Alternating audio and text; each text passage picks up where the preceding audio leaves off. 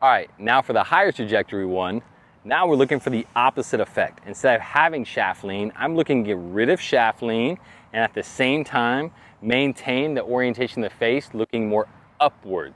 So it's almost like this underhand soft tossing motion.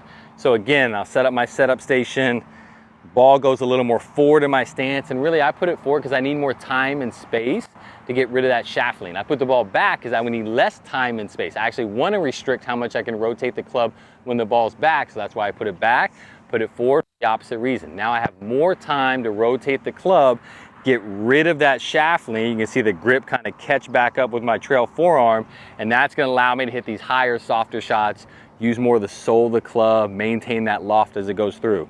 Good thing to do before you hit this shot is hit the grass a couple times and get a feeling that if you're using the bounce and the sole correctly, you should be able to kind of slap the grass and not have the club dig. So I think that's a really good reference point in this shot, that you're not de-lofting it, you don't have too much shaft lean, that the club itself, it's almost like you're slapping it with the backside of the club is what's going to be actually slapping the grass. And again, that allows you to maintain that loft. My stance might get a little bit wider, my handle might get a little bit lower, and again, I'm not going to have as much lean to start with. I'm actually going to have the shaft more vertical. Same idea though. Once I have a feeling for the handle path, I'm going to pick it up, drop it on the head, and maintain that loft. And what's interesting about this shot, especially with trail arm, is this is probably the hardest way to hit this. Actually, having the lead arm attached for this shot makes it easier. Whereas I think a lot of times for the shorter shots, the bump and runs, putting, shots where we don't want the orientation of the club to really change much, I think only having one arm attached makes those a lot easier to be consistent with.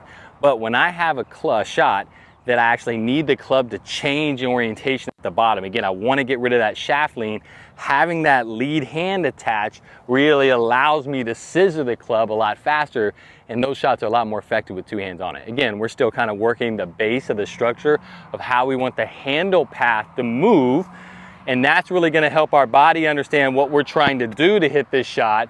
But if I'm actually trying to execute this shot the most consistent way, that's where, especially on these higher lofted shots, bunker shots, flop shots, higher lofted pitches, having that lead hand back attached, again, I'm still feeling like my trail arm is dominating kind of the motion and the structure and how the structure is created, but now having that lead arm attached allows me to kind of scissor the top of the grip at the bottom, really get the club head to pass the hands faster, and now it's much easier on these little shots to execute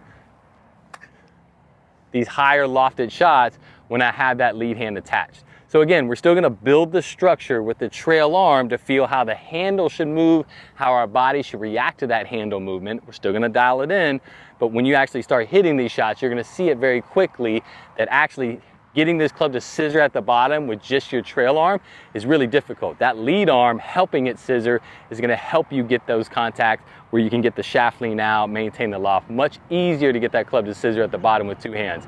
But it's always kind of build that structure first, and then from there, we add the speed.